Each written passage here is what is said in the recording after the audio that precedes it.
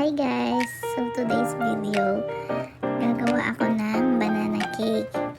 So ina-adjust ko dyan yung init. Pinainit ko muna yung oven bago ko ipasok yung banana cake sa loob. So tumayo ako dyan at kinuha ko yung ginawa kong banana cake.